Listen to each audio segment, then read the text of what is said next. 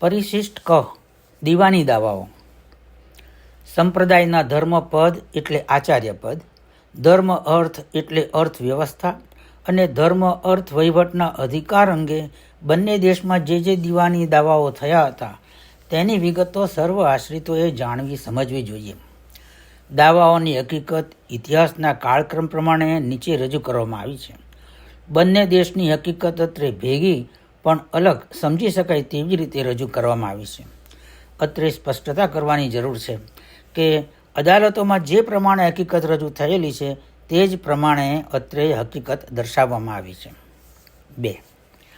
ઉત્તરખંડ યાને અમદાવાદ દેશમાં ધર્મ ધુરંધર આચાર્ય શ્રી પુરુષોત્તમ પ્રસાદજી મહારાજના તારીખ 10/12/1901 રોજ થયેલા અક્ષર નિવાસ પછી અને દક્ષિણ ખંડ યાને વડતાલ દેશમાં ધર્મ ધુરંધર આચાર્ય શ્રી લક્ષ્મી પ્રસાદજી મહારાજે તારીખ 16/4/1909 રોજ કરેલા ગાદી ત્યાગ પછી બંને દેશમાં દીવાની દાવાઓની શરૂઆત થયેલી છે એમ કહી શકાય.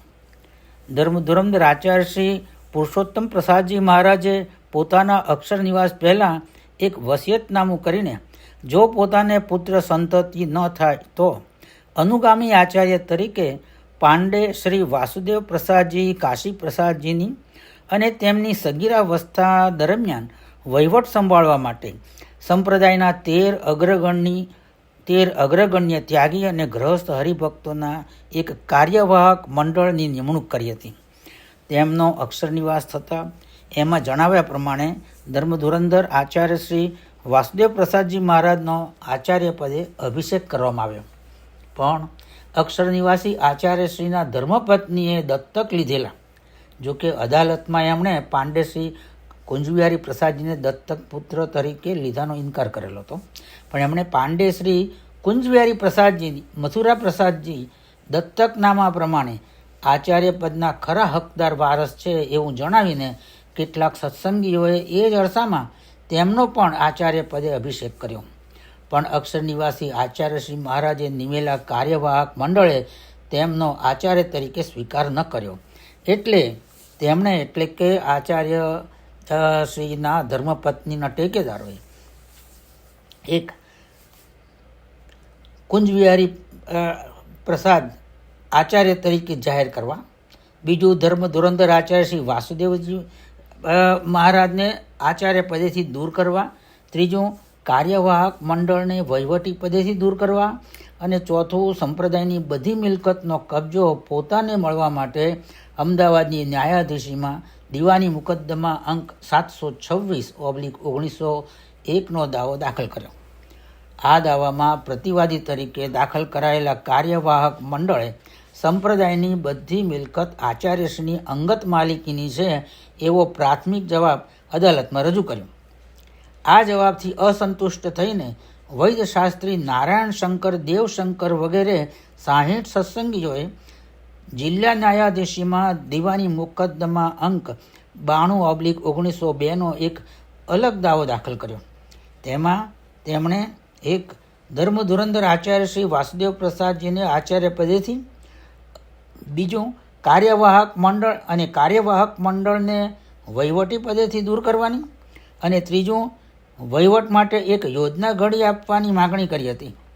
આ સાથે જ દાવો ચાલે તે મુદત દરમિયાન પાંડે શ્રી કુંજવિહારી પ્રસાદજીને આચાર્ય તરીકે વહીવટ કરતા નીમવામાં આવે તો તેમાં પોતાની સંમતિ દાખવી હતી. 3. જિલ્લા ન્યાયાધીશ શ્રી આર નાઇટે આ દાવાનો તારીખ 12/4/1905 અને તારીખ 23/6/1905 રોજ નિર્ણય આપતા ઠરાવ્યું કે 1. સંપ્રદાયની બધી મિલકત સાર્વજનિક ધર્મદાય છે અને દેવ અને સંસ્થા અંગેનો ખર્ચ જતાં વધે તે સિલકનો સંપ્રદાયના હિતમાં યથેચ્છ ઉપયોગ કરવાનો આચાર્યશ્રીને અધિકાર છે. બીજું, આચાર્ય શ્રી વાસુદેવ પ્રસાદજીને ગાદી ઉપરથી ઉઠાડી મૂકવાની કે કાર્યવાહક મંડળને વહીવટી પદેથી ખસેડવાની જરૂર નથી. અને 3. કાર્યવાહક મંડળના સભ્યો પ્રતિષ્ઠિત, શક્તિશાળી અને વિશ્વાસપાત્ર હોવાથી હાલમાં કોઈ વહીવટી યોજના ઘડવાની જરૂર નથી, પણ ભાવિ સુવ્યવસ્થા માટે મંડળે કોઈ સારી વહીવટી યોજના વિચારી રાખવી જોઈએ. આ સાથે જ તેમણે જાહેર કર્યું કે આચાર્ય પદ માટે વધારે લાયક કોણ છે, પાંડે શ્રી વાસુદેવ પ્રસાદજી કે પાંડે શ્રી કુંજવિહારી પ્રસાદજી. તે અંગે કોઈ નિર્ણય અત્રેથી કરવાની જરૂર નથી, કારણ કે તે અંગે દીવાની મુકદ્દમા અંક 726/1901નો જુદો દાવો ચાલુ જ છે. શ્રી નાઇટના આ નિર્ણય વિરુદ્ધ બંને પક્ષે મુંબઈની વડી અદાલતમાં અનુક્રમ 119/1905 અને અનુક્રમ 137/1905ના વિવાદો દાખલ કર્યા. આ વિવાદોનું કામ ચાલતું હતું તે દરમિયાન અમદાવાદના ન્યાયાધીશે પાંડે શ્રી કુંજવિહારી પ્રસાદજીનો દાવો, જે મુકદ્દમા અંક 726/1901નો હતો, તે રદ કર્યો. આ નિર્ણય વિરુદ્ધ તેમણે જિલ્લા ન્યાયાધીશમાં કરેલો વિવાદ અંક 320/1906 પણ તારીખ 12/2/1908ના રોજ જિલ્લા ન્યાયાધીશ શ્રી દયારામે નામંજૂર કર્યો. તે વિરુદ્ધ વડી અદાલતમાં કરેલો વિવાદ અંક 403/1908 પણ તારીખ 7/3/1910ના રોજ નામંજૂર કરવામાં આવ્યો. આ પછી તરત જ એપ્રિલ 1910માં દીવાની મુકદ્દમા અંક 91/1902ના નિર્ણય વિરુદ્ધ થયેલા વિવાદોનો પણ નિકાલ આવ્યો. વડી અદાલતે તેમાં ઠરાવ્યું કે 1. નામવેરો અને ભેટ સિવાયની સંપ્રદાયની બધી મિલકત સાર્વજનિક ધર્માદાય છે. 2. આ મિલકતમાંથી દેવ અને સંસ્થા માટે ખર્ચ કરતાં વધે તેનો યથેચ્છ ઉપયોગ કરવાનો આચાર્યશ્રીને અધિકાર નથી. 3. નામવેરો અને ભેટની બધી આવક, તેમાં અત્યાર સુધી એકત્ર થયેલી રકમ તેમજ તે વડે ખરીદાયેલી સર્વ મિલકત એ બધી આચાર્યશ્રીની અંગત મિલકત છે. અને 4. વહીવટી યોજના કરવાની હાલ જરૂર નથી. 4. અમદાવાદ દેશના ઉપરયુક્ત દાવાઓનો નિકાલ થયા પછી બીજે જ વર્ષે વડતાલ દેશમાં દીવાની દાવાઓના શ્રી ગણેશ મંડાયા. ઈસવીસન 1899માં આચાર્ય પદે આવેલા ધર્મધુરંધર આચાર્ય શ્રી લક્ષ્મી પ્રસાદજી મહારાજે લાયક ઉંમરના થતાં ઈસવીસન 1906માં વહીવટ સંભાળી લીધો.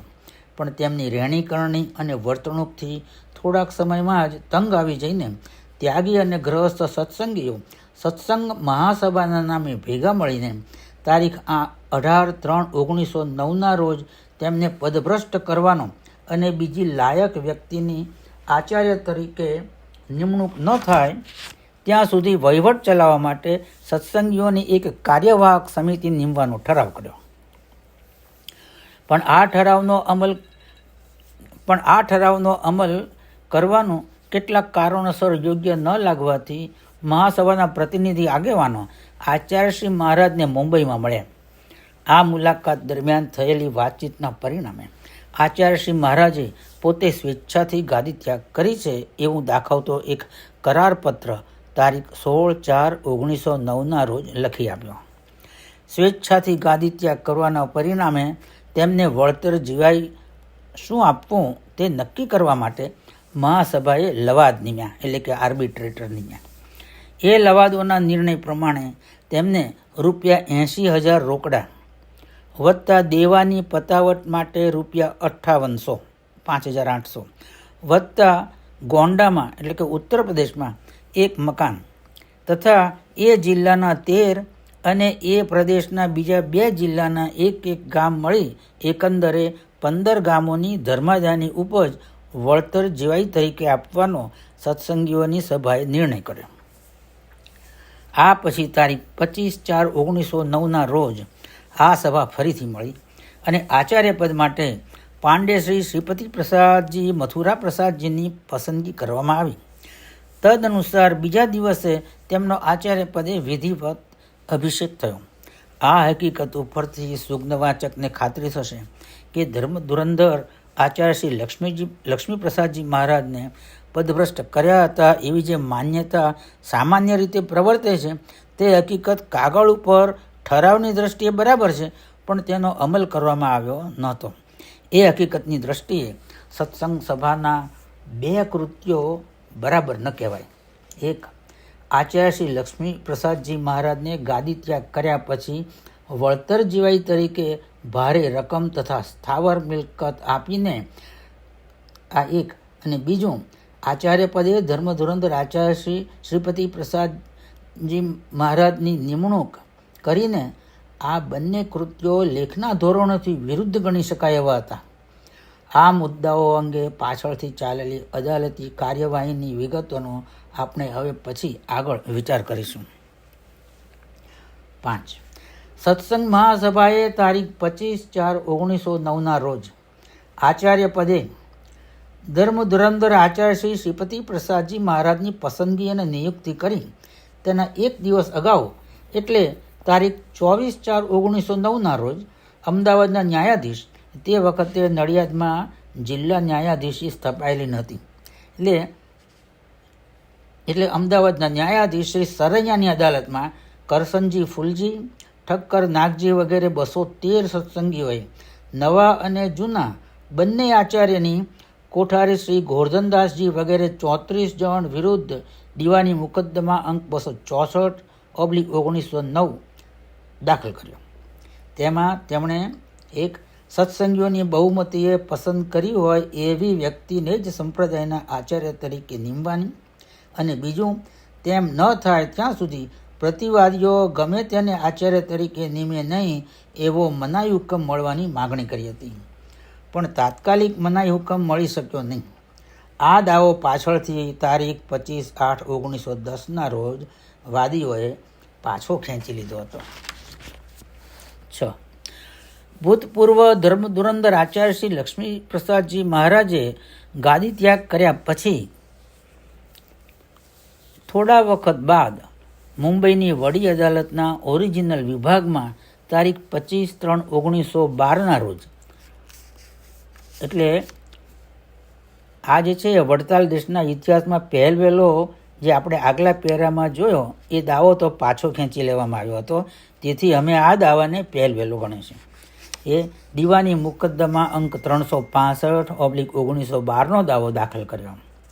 આ દાવામાં 7 પ્રતિવાદીઓ હતા. પહેલા કોઠારી શ્રી ગોરધનદાસ, બીજા પંડ્યા દોલતરામ કૃપારામ, જે વળતેજ જીવાઈ અંગે નિમાયેલા 3 લવાદોમાંના એક હતા. ત્રીજા આચાર્ય શ્રી મહારાજ પોતે, અને બાકીના 4માં મુંબઈના શેઠ કરમસિંહ દામજીભાઈ વગેરે હતા. ગાદી ત્યાગનો કરાર મુંબઈમાં લખાયો હતો. એ બહાના નીચે મુંબઈમાં દાવો દાખલ કરવામાં આવ્યો. તેમાં વાદી નંબર 1નો તારીખ 16/4/1909 ગાદી ત્યાગનો કરાર રદ બાતલ ઠરાવવાની. બીજું, પોતે હજુ વડતાલ દેશના આચાર્ય તરીકે ચાલુ જ છે એવું જાહેર કરવાની. ત્રીજું, પ્રતિવાદીઓ પોતાને વડતાલ દેશના આચાર્ય તરીકેના હક્કો અને અધિકારો ભોગવવામાં અને ફરજો બજાવવામાં કોઈપણ પ્રકારે દખલ કરાવે નહીં એ માટે મનાઈ હુકમ આપવાની. અને ચોથું, મુંબઈ મંદિર અને તેની બધી મિલકતો તાત્કાલિક કબજે મળવાની માંગણીઓ કરી હતી. પણ દાવાની સુનાવણી શરૂ થાય તે પહેલાં તારીખ 10/2/1914 રોજ વાદીનું દેહાવસાન થયું. વાદી એટલે કે લક્ષ્મી પ્રસાદજી મહારાજનું. તેમની જગ્યાએ વાદી તરીકે તેમના સગીર પુત્ર પાંડે શ્રી રાધારમણ પ્રસાદજીનું નામ દાખલ કરવાનો હુકમ તારીખ 28/7/1914 રોજ એક તરફી સુનાવણી બાદ અદાલતે કર્યો. પણ પ્રતિવાદીઓની વાંધા અરજીઓની સુનાવણી બાદ તારીખ 26/9/1914 રોજ એ હુકમ રદ કરવામાં આવ્યો. પરિણામે વાદીના અભાવે મૂળ દાવો તારીખ 10/10/1914 રોજ નિકાલી રાખવામાં આવ્યો. 7. સત્સંગ મહાસભાએ તારીખ 25/4/1909 રોજ ધર્મધુરંધર આચાર્ય શ્રીપતિ પ્રસાદજી મહારાજની આચાર્ય પદ માટે નિમણૂક કરી તે પહેલાં તેમને પૂતળા જેવા આચાર્ય બનાવે એવી શરતોવાળો એક કરાર તેમની પાસેથી લખાવી લીધો હતો. મુંબઈની વડી અદાલતના ન્યાયમૂર્તિ શ્રી પ્રાટે આ કરાર અંગે કડક ટીકા કરેલી છે. તેમણે લખ્યું છે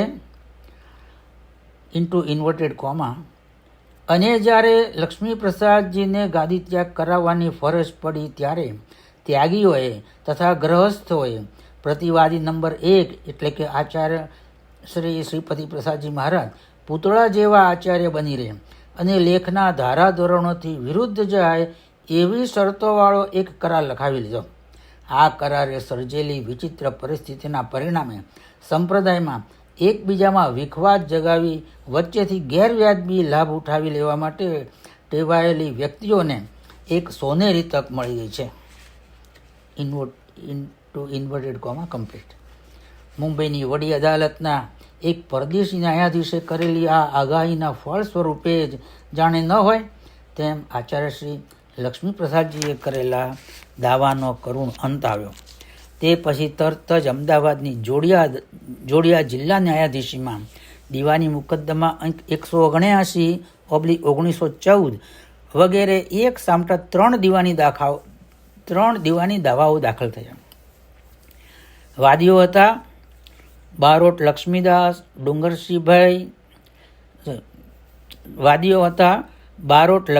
ડુંગરસિંહભાઈ, શાહ મોહનભાઈ મોતીભાઈ, પટેલ મોતીભાઈ, ઓત્તમભાઈ વગેરે 45 સત્સંગીઓ અને પ્રતિવાદી તરીકે હતા આચાર્ય પોતે અને બીજા 8 જણ. તેમાં વાદીઓએ એક આચાર્યશ્રીને ગાદી ઉપરથી ઉઠાડી મૂકવાની, કારણ કે તે તારીખ 25/4/1909 કરાર પ્રમાણે વર્તતા નહોતા અને યોગ્ય રીતે તે નિમાયેલા નહોતા. બીજું, નામવેરો અને ભેટ સહ સંપ્રદાયની બધી જ મિલકત સાર્વજનિક ધર્માદાય છે એવું ઠરાવવાની. અને ત્રીજું, વહીવટ માટે એક યોજના ઘડી આપવાની માગણીઓ કરેલી હતી. લાંબી સુનાવણી બાદ જિલ્લા ન્યાયાધીશ શ્રી કે.બી. વાસુદેવે તારીખ 23/3/1919 અને તારીખ 14/8/1919 ના રોજ નિર્ણય આપતા ઠરાવ્યું: 1. નામવેરો અને ભેટ સિવાયની સંપ્રદાયની બધી જ મિલકત સાર્વજનિક ધર્માદાય છે. બીજું, નામવેરો અને ભેટની આવક, તેની અત્યાર સુધી જમા થયેલી રકમ અને તેમાંથી ખરીદાયેલી મિલકત એ તમામ આચાર્યશ્રીની અંગત મિલકત છે. અને ત્રીજું, આચાર્યશ્રી શ્રીપતિ પ્રસાદજી યોગ્ય રીતે નિમાયેલા હોવાથી આચાર્ય પદેથી તેમને દૂર કરવાની જરૂર નથી.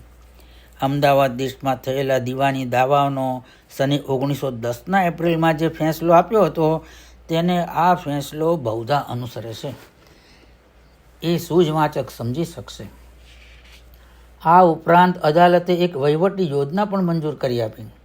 આ નિર્ણય વિરુદ્ધ વડી અદાલતમાં 4 વિવાદો અંક 62, 164, 159/119 અને 102/1920 આચાર્યશ્રી તરફથી 2 અને વાદીઓ તરફથી 1 અને બીજા પ્રતિવાદીઓ તરફથી 1 એમ 4 વિવાદો દાખલ થયા. ચારેય વિવાદોની સંયુક્ત સુનાવણી થઈ. તારીખ 9/11/1922ના રોજ ન્યાયમૂર્તિઓ શ્રી માર્ટિન અને શ્રી પ્રાટે અલગ અલગ પણ એક મળીને નિર્ણય આપતા ઠરાવ્યું કે 1. સંપ્રદાયની બધી જ મિલકત સાર્વજનિક ધર્માદાય છે. બીજું, નામ અને ભેટની આવક આચાર્ય નિમિત્તે જ આવે છે એ હકીકત ખરી છે, પણ સંસ્થાના હિસાબમાં તેને જુદી બતાવેલી નથી. તેથી તેમજ તેને આચાર્યની અંગત મિલકત ગણવા માટે બીજો સ્વતંત્ર પુરાવો રજૂ થતો નહીં હોવાથી એ આવક ઉપર આચાર્યશ્રીના નિર્વાહનો અગ્ર હક કાયમ રાખી તેને પણ સાર્વજનિક ધર્માદાય મિલકત ઠરાવેલી છે. અને પછી તારીખ 22/2/1922ના રોજ હાલ અમલમાં છે તે વહીવટી યોજના તેમણે મંજૂર કરી આપી. સુજ્ઞ વાચકોને ખ્યાલમાં હશે જ કે આ જ અદાલતે એપ્રિલ સને 1910માં અમદાવાદ દેશના દાવાઓનો ફેંસલો આપતા નામવેરો અને ભેટની આવક આચાર્યની અંગત ઠરાવેલી, જ્યારે અહીં તે તેમના નિર્વાહના અગ્ર હકને પાત્ર સાર્વજનિક ધર્માદાય ઠરાવેલી છે. 8. ધર્મધુરંધર આચાર્ય શ્રીપતિ પ્રસાદજી મહારાજ પોતે કરી આપેલા તારીખ 25/4/1909ના કરાર પ્રમાણે વર્તતા નથી એવી વાતો તો ઉપર જણાવેલા ચુકાદા પછી પણ ચાલુ જ રહેલી હતી. તેવામાં વળી દીવાની દાવાઓ કરવાની દીવાની વૃત્તિ ધરાવનારાઓને એક કારણ મળી ગયું. આચાર્ય શ્રી મહારાજે પોતાના અનુગામી તરીકે પાંડે શ્રી આનંદ પ્રસાદજી કુંજવિહારી પ્રસાદજીની નિયુક્તિ કરી છે એવી વાત બહાર આવતા જ કોઠારી, હઠીભાઈ, નાનજીભાઈ વગેરે કેટલાક સત્સંગીઓએ નડિયાદની ન્યાયાધીશીમાં આચાર્યશ્રી મહારાજ અને બીજા 19 જણાને પ્રતિવાદી તરીકે રાખી દીવાની મુકદ્દમા અંક 344/1924નો દાવો દાખલ કર્યો. તેમાં વાદીઓએ 1. આચાર્યશ્રીને તારીખ 25/4/1909ના કરાર પ્રમાણે પોતાનો અનુગામી નીમવાનો અધિકાર નથી એવું જાહેર કરવાનો, અને બીજું, પાંડે શ્રી આનંદ પ્રસાદજી કુંજવિહારી પ્રસાદજીની વડતાલ દેશના ભાવિ આચાર્ય તરીકે નિમણૂક કરવા માટે કાયમનો મનાઈ હુકમ આપવાની માગણીઓ કરી હતી. આ છેલ્લી માગણી માટે પાંડે શ્રી આનંદ પ્રસાદજીના પિતા પાંડે શ્રી કુંજવિહારી પ્રસાદજીને અમદાવાદ દેશના આચાર્ય સંપ્રદાયથી વિમુખ જાહેર કરેલા છે. વિમુખના પુત્ર વિમુખ કહેવાય, માટે તેમની આ દેશના આચાર્ય તરીકે નિમણૂક ન થવી જોઈએ એવું કારણ બતાવવામાં આવ્યું હતું. આ દાવાનો ન્યાયાધીશ શ્રી શેઠે તારીખ 27/10/1927ના રોજ ચુકાદો આપતા ઠરાવ્યું કે 1. પાંડે શ્રી કુંજવિહારી પ્રસાદને અમદાવાદ દેશના આચાર્ય વિમુખ જાહેર કર્યાનું સાબિત થતું નથી, અને બીજું, પાંડે શ્રી આનંદ પ્રસાદજીની નિયુક્તિ લેખના ધોરણે યોગ્ય રીતે થયેલી છે. આ નિર્ણય વિરુદ્ધ વાદીઓએ જિલ્લા ન્યાયાધીશીમાં કરેલો વિવાદ અંક 165/1927 તારીખ 10/10/36ના રોજ નામંજૂર થયો હતો. 9. બંને દેશોમાં થયેલા દીવાની દાવાઓનો ઇતિહાસ. આ લેખમાં આપણે ઈસવીસન 1924 સુધીની વિગતો વિચારી ગયા. આ ગાળા દરમિયાન અમદાવાદ દેશમાં ઈસવીસન 1917માં અને વડતાલ દેશમાં ઈસવીસન 1919માં બીજા કેટલાક મહત્વના બનાવો બની ગયા. અમદાવાદ દેશમાં ધર્મ ધુરંધર આચાર્ય શ્રી વાસુદેવ પ્રસાદજી મહારાજે લાયક ઉંમર પ્રાપ્ત કરતાં ઈસવીસન 1917માં વહીવટ સંભાળી લીધો અને કાર્યવાહક મંડળનું વિસર્જન કરવામાં આવ્યું. આ પગલું રૂચ્યું ન હોય કે બીજા કોઈ કારણો હોય, પણ અધ્યાપક જેઠાલાલ ચિમનલાલ સ્વામિનારાયણ અને બીજા 6 જણે અમદાવાદના ન્યાયાધીશની અદાલતમાં દીવાની મુકદ્દમા અંક 97/1929નો દાવો દાખલ કર્યો, અને તેમાં 1. આચાર્યશ્રી મહારાજને ગાદી ઉપરથી ઉઠાડી મૂકવાની, બીજું, વહીવટ માટે એક યોજના ઘડી આપવાની, અને ત્રીજું, કાર્યવાહક મંડળના સભ્યોને તેમના વહીવટનો હિસાબ રજૂ કરવાની ફરજ પાડવાની માગણીઓ કરી હતી. આ ઉપરાંત દાવાનો નિકાલ ન થાય ત્યાં સુધી રિસીવર નીમવાની પણ માગણી કરી હતી. પ્રાથમિક સુનાવણી બાદ રિસીવર નીમવાની માગણી અદાલતે નામંજૂર કરી. તે ઉપર વિવાદ થતાં વિવાદ અદાલતે તે હુકમ રદ કરી રિસીવરની સમિતિ નીમવાનો હુકમ કર્યો. એ પછી અમદાવાદની અદાલતમાં ન્યાયાધીશ શ્રી ખારકરે તારીખ 30/9/1927ના રોજ મૂળ દાવાનો નિર્ણય આપતા ઠરાવ્યું 1. આચાર્યશ્રી યોગ્ય રીતે નિમાયેલા હોવાથી તેમને દૂર કરવાની જરૂર નથી. બીજું, વડતાલ દેશ માટે મુંબઈની વડી અદાલતે મંજૂર કરી આપી છે તેવી યોજના અત્રે પણ દાખલ કરવાની જરૂર છે. ત્રીજું, કાર્યવાહક મંડળને તેમના વહીવટનો હિસાબ રજૂ કરવાની ફરજ પાડી શકાય નહીં, પણ આચાર્યશ્રીએ વહીવટ સંભાળી લીધો ત્યારથી હિસાબ જોવાની જરૂર લાગે તો વાદી પક્ષ તે માટે માગણી કરી શકે છે. અને 4. તે જ પ્રમાણે નામવેરો અને ભેટનો હિસાબ ઈસવીસન 1901થી જોવાની આચાર્યશ્રીને જરૂર લાગે તો તે માટે તે માગણી કરી શકે છે.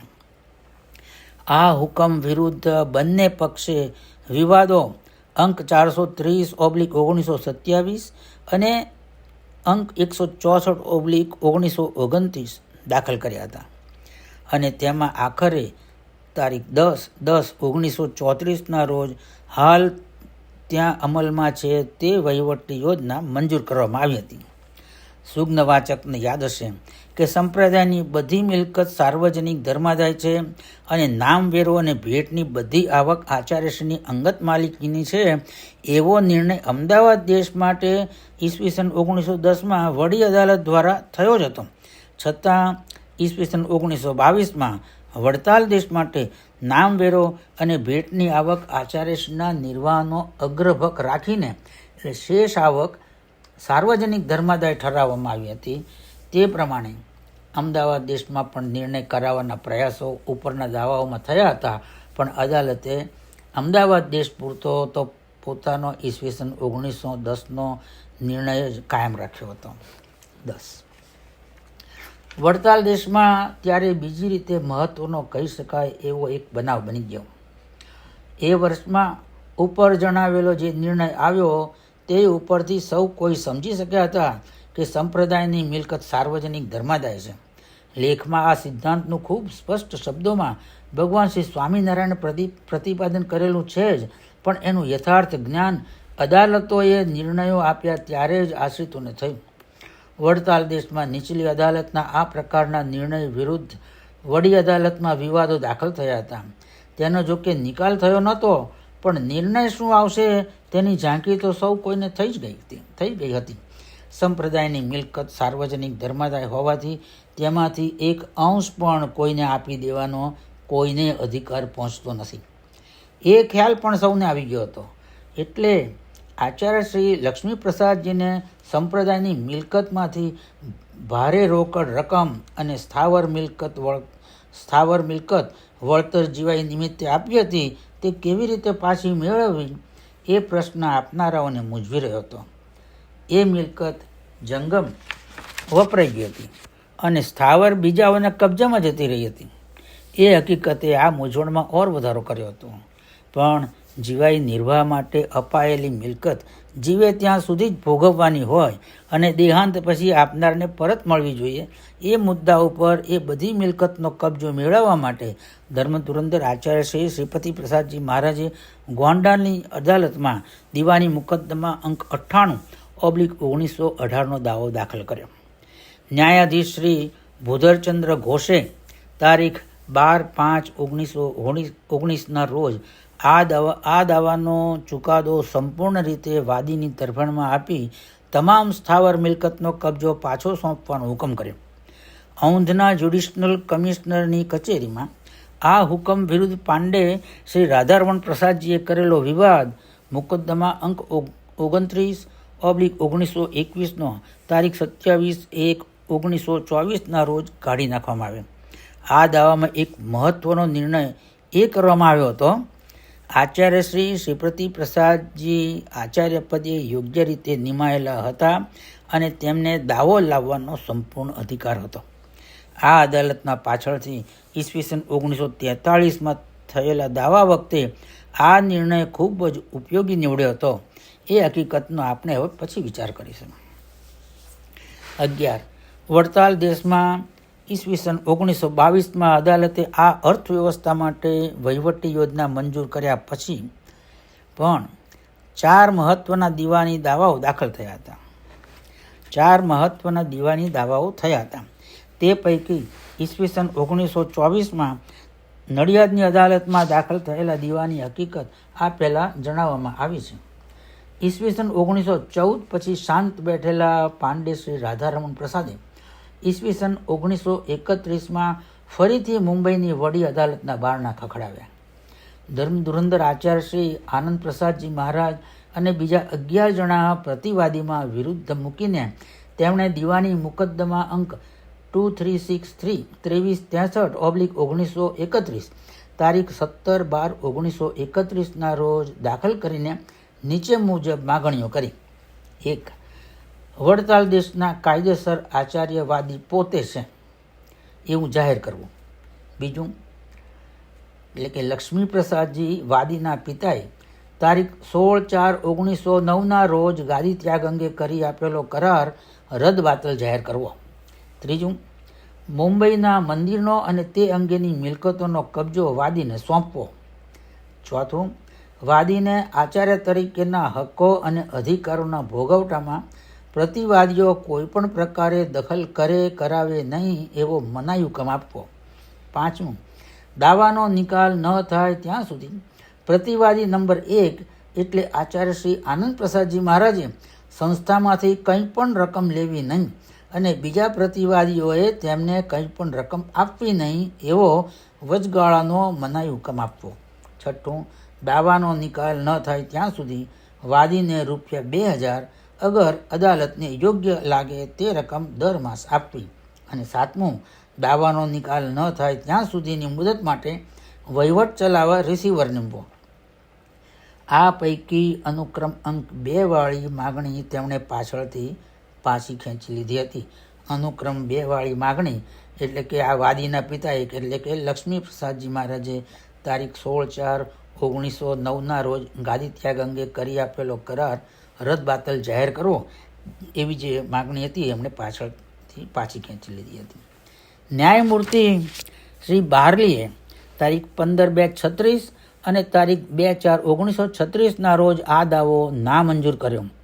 આ નિર્ણય વિરુદ્ધ વડી અદાલતની વિવાદ શાખામાં તેમણે કરેલો વિવાદ તારીખ 33/1936. વાદીને દાવો કરવા માટે કોઈ પ્રાથમિક કારણ જ નથી એવા પ્રાથમિક મુદ્દા ઉપર જ નામંજૂર કરવામાં આવ્યો. 12. ઈસવીસન 1936નું વર્ષ સંપ્રદાયના ઇતિહાસમાં બીજા એક દાવાના કારણે પણ ચિરસ્મરણીય રહેશે. વિક્રમ સંવત 1961ના અરસામાં સંપ્રદાયમાંથી વિમુખ જાહેર થયેલા શાસ્ત્રી યજ્ઞપુરુષદાસજી અને તેમના 6 સાધુઓએ ખેડા જિલ્લાના બોરસદ તાલુકાના ઈસણાવ ગામના મંદિરનો કબજો કર્યો. એટલે તે બધા વિરુદ્ધ બોરસદ ન્યાયાધીશની અદાલતમાં દીવાની મુકદ્દમા અંક 510/1936 દાખલ કરવામાં આવ્યો. સંસ્થાના આચાર્યશ્રીએ કરેલો હોય એવો આ બીજો દાવો છે. પહેલો દાવો ઈસવીસન 1919માં ગોંડાની અદાલતમાં તેમણે કરેલો હતો. તેની વિગતો આપેલા આપણે જોઈ ગયા છે. લાંબી સુનાવણી બાદ ન્યાયાધીશ શ્રી પટેલે તારીખ 5/11/1940ના રોજ આ દાવાનો ચુકાદો આપતા ઠરાવ્યું: 1. ઈસણાવ મંદિર વડતાલ દેશના તાબાનું છે. 2. તેમાં વડતાલ દેશના સાધુઓ જ રહી શકે છે, ઉતરી શકે છે અને ઉપદેશ આપી શકે છે. 3. પ્રતિવાદીઓ વડતાલ દેશના સાધુ નથી. 4. તેથી તે તેમાં રહી, ઉતરી કે ઉપદેશ આપી શકતા નથી. 5. મંત્ર, દીક્ષા, ધ્યાન, ઉપાસના, ભજન, કીર્તન, નામ સ્મરણ વગેરે બાબતોમાં પ્રતિવાદીઓ આ સંપ્રદાયથી જુદા પડેલા છે. 6. તેથી આ સંપ્રદાયમાં રહેવા, ઉતરવા કે ધર્મોપદેશ કરવા માટે કાયમનો પ્રતિબંધ મૂકવામાં આવે છે. આ નિર્ણય વિરુદ્ધ નડિયાદની જિલ્લા ન્યાયાધીશીમાં વિવાદ અંક 165/1940 દાખલ થતાં જિલ્લા ન્યાયાધીશ શ્રી કાપડિયાએ તારીખ 29/11/43ના રોજ તે નામંજૂર કર્યો. પણ નીચલી અદાલતે મૂકેલા પ્રતિબંધ અંગે થોડી સૂચના આપી. તેમાં મહત્વની એક સૂચના કરતાં વિવાદ અદાલતે જણાવ્યું કે શાસ્ત્રી યજ્ઞપુરુષદાસ જેને સંપ્રદાયની રીતે વિમુખ જાહેર કરેલા છે એવું જણાય છે, પણ કાયદાની દ્રષ્ટિએ તેમને વિમુખ જાહેર કરેલા છે એમ કહી શકાય નહીં, કારણ કે તેમને એ માટે કાંઈ લેખી સૂચના આપેલી જણાતી નથી. જિલ્લા ન્યાયાધીશે નીચલી અદાલતનો નિર્ણય ગ્રાહ્ય રાખ્યો, પણ તેમાં ઉપર પ્રમાણે સૂચના રૂપે જે અભિપ્રાય જાહેર કર્યો તે વિરુદ્ધ સંસ્થા તરફથી કોઈ વિવાદ થયેલો જણાતો નથી. પણ વિવાદીઓએ એટલે મૂળ પ્રતિવાદીઓએ મુંબઈની વડી અદાલતમાં વિવાદ દાખલ કર્યો હતો, પણ તે પાછળથી પાછો ખેંચી લીધો હતો. 13. ઉપર જણાવેલા દાવાનો વિવાદમાં નિકાલ થયો તે અરસામાં પાંડે શ્રી રાધારમણ પ્રસાદજી અને તેમના પુત્ર પાંડે શ્રી મહેન્દ્ર પ્રસાદજીએ ચોથો દાવો દાખલ કર્યો. મુંબઈની વડી અદાલતે તેમના છેલ્લા વિવાદ વખતે દાવો કરવા માટે કોઈ કારણ જ ઉપસ્થિત થતું નથી એવો જે નિર્ણય ઉચ્ચારેલો, તે કારણે એમણે આ દાવો ઉત્તર પ્રદેશના ગોંડા જિલ્લાની અદાલતમાં ઈસવીસન 1943માં દાખલ કર્યો. આચાર્ય શ્રી લક્ષ્મી પ્રસાદજીને વળતર જીવાઈ તરીકે આપેલી મિલકત પરત લેવાના ગોંડાની અદાલતમાં સંસ્થાએ કરેલા દાવામાં એ પ્રતિવાદી તરીકે હતા જ. જેને લડવું જ હોય તેને લડવા માટે અનેક કારણો મળી રહેશે. બુદ્ધિશાળી પુરુષોએ આ વખતે તેમની તરફેણમાં લાભ થાય એવા હેતુથી કેટલીક વિચિત્ર વાતો રજૂ કરી. તેમણે તારીખ 26/4/1942ના રોજ પોતાના પુત્ર પાંડે શ્રી મહેન્દ્ર પ્રસાદજીને પોતે વડતાલ દેશના આચાર્ય પદે નિયુક્ત કર્યા છે એવી એક જાહેરાત કરી. આવી નિયુક્તિ કરવાનો લેખના આધારે પોતાને અધિકાર છે એ વિધાનના સમર્થનમાં તેમની દલીલ એ હતી કે આચાર્ય શ્રી લક્ષ્મી પ્રસાદજીએ ગાદી ત્યાગ કર્યો હતો, પણ અનુગામીની નિમણૂક કરવાના હકનો ત્યાગ કર્યો નહોતો. એ હક એક મિલકત કહેવાય અને તે બીજી મિલકતની પેઠે વારસામાં પુત્રને પ્રાપ્ત થાય છે. એ રીતે તે હક પોતાને પ્રાપ્ત થયેલો હોવાથી પોતે પોતાના પુત્રની આચાર્ય તરીકે નિમણૂક કરેલી છે. એમની બીજી દલીલ પણ ચતુરાઈભરી હતી. એમની દલીલ હતી કે જે તે દેશના પ્રથમાચાર્યની પેઢીના વંશજ જે તે દેશના આચાર્ય પદે આવી શકે. પોતાના પિતા એટલે કે લક્ષ્મીપ્રસાદજી દત્ત વિધાનના કારણે તેમની મૂળ પેઢીના મટી જઈને પ્રથમ આચાર્યની પેઢીના વંશજ થયા હતા અને તેમના પોતે પુત્ર હોવાથી અને પોતે પોતાના હકનો ઉપયોગ કરીને આચાર્ય પદે પોતાના પુત્રની નિમણૂક કરેલી હોવાથી ખરેખર હકદાર આચાર્ય તે કહેવાય. નવા નિમાયેલા આચાર્ય એટલે ધર્મ ધુરંધર આચાર્ય શ્રી આનંદ પ્રસાદજી મહારાજ પ્રથમાચાર્યની પેઢીના નથી, તેથી તે લેખ અને કાયદો બંને દ્રષ્ટિએ હકદાર ન કહેવાય. આ સિવાય તેમની બધી માગણીઓ મુંબઈની વડી અદાલતમાં કરેલા દાવામાં જણાવ્યા પ્રમાણે જ હતી. તેમણે આ દાવો નાદારીમાં ચલાવવાની પરવાનગી માગી, પણ તે નામંજૂર કરવામાં આવી. તે ઉપર વિવાદ થતાં વિવાદ અદાલતે દાવો નાદારીમાં ચલાવવા પરવાનગી આપી. આથી ઈસવીસન 1943માં દાખલ થયેલો આ દાવો નવા આંક મુકદ્દમા અંક 30/1947થી મૂળ ન્યાયાધીશીમાં શરૂ થયો. આ દાવામાં ઉઠાવેલી નવી તકરારોના કારણે તેમાં 28 જેટલા મુદ્દાઓ નિર્ણય માટે કાઢવામાં આવ્યા હતા. સુજ્ઞ વાચકને જાણીને આશ્ચર્ય થશે કે આ મુદ્દાઓમાં ભગવાન શ્રી સ્વામિનારાયણે 2 આચાર્યોની જે પ્રતિષ્ઠા કરી હતી તેને પણ પડકારવામાં આવી હતી. અર્થાત સંપ્રદાયના પ્રવર્તકથી માંડીને દાવો દાખલ થયો ત્યાં સુધીના સમગ્ર ઇતિહાસને મુદ્દાઓમાં સમાવી લેવામાં આવ્યો હતો.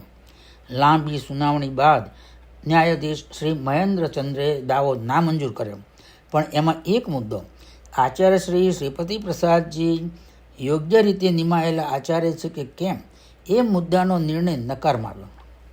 સમગ્ર દાવાનો નિર્ણય લાભમાં થયો છે એ ખ્યાલમાં સંસ્થા આ અંગે આગળની વિધિ કરવાનું ચૂકી ગઈ હતી, પણ પાંડે શ્રી રાધારમણ પ્રસાદે જ સમગ્ર નિર્ણય વિરુદ્ધ અલ્હાબાદની વડી અદાલતમાં લખનૌ શાખામાં વિવાદ દીવાની મુકદ્દમા અંક 57/1949નો દાખલ કર્યો. તેની દલીલો વખતે ઉપરયુક્ત જે મુદ્દાનો નિર્ણય નકારમાં કરવામાં આવ્યો હતો તે અંગે પણ દલીલો કરવામાં આવી અને રેસ જ્યુડિકાટા એટલે કે એકવાર અદાલતે જે મુદ્દાનો નિર્ણય કર્યો હોય તે મુદ્દો તે પ્રકારના સંજોગોમાં પાછળથી થયેલા દાવામાં ઉઠાઈ શકાય નહીં અને તેનો નિર્ણય ફરીથી કરી શકાય નહીં. એ ન્યાયના સિદ્ધાંતને અનુસરીને એ મુદ્દાના ગુણ દોષમાં ઉતર્યા સિવાય તે બિનજરૂરી હોવાનું ગણવામાં આવ્યું અને સમગ્ર વિવાદ ન્યાયમૂર્તિશ્રીઓએ નામંજૂર કર્યો. 14. સંપ્રદાયના બંને દેશોમાં અર્થતંત્ર માટે અદાલતોએ વહીવટી યોજના ઘડી આપી. તેની અસર બીજા મુખ્ય મંદિરોના વહીવટ ઉપર પણ થઈ. ગઢડા, જૂનાગઢ, ગોંડલ, મૂળી, માણાવદર વગેરે મંદિરો જુદા જુદા દેશી રાજ્યોમાં આવેલા હોવાથી મુંબઈની વડી અદાલતની હકુમતની બહાર હતા. એ દરેકે પોતપોતાના વહીવટ માટે પણ અલગ યોજનાઓ સ્થાનિક રાજ્યસત્તા પાસેથી મંજૂર કરાવી લીધી. વહીવટી યોજનાઓ મંજૂર કરાવવા માટે જે તે રાજ્યની હદમાં થયેલી આવક જે તે રાજ્યની હદમાં જ રહે અને વપરાય એ એક સૂત્ર વહીવટમાં લેવામાં આવેલું જણાય છે.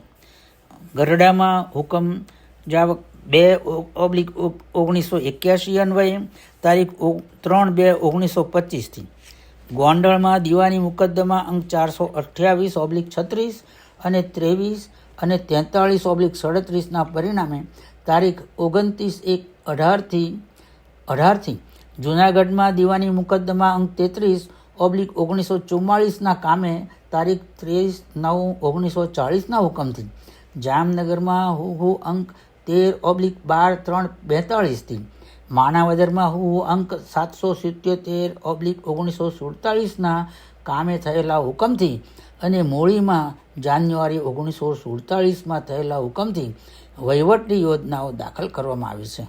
આ બધી યોજનાઓ મોટાભાગે મુંબઈની વડી અદાલતે વડતાલ દેશ માટે કરી આપેલી વહીવટી યોજનાને અનુસરીને સ્થાનિક સત્સંગીઓની બહુમતીવાળી સમિતિ કે જેમાં ત્યાગી તથા આચાર્યશ્રી તરફથી નિમાયેલા કોઠારી પણ સભ્ય હોય છે તે અર્થ વહીવટ ચલાવે છે. આ સમિતિઓને વડતાલ મંદિર માટે વહીવટી યોજના અન્વયે નિમાયેલી સમિતિ સાથે કંઈ લેવા દેવા હોતી નથી, પણ આચાર્યશ્રી સાથે સીધો સંબંધ હોય છે. બધા સ્થળોએ સમિતિમાં કોઠારી સિવાયના સભ્યો ચૂંટણીથી આવે છે.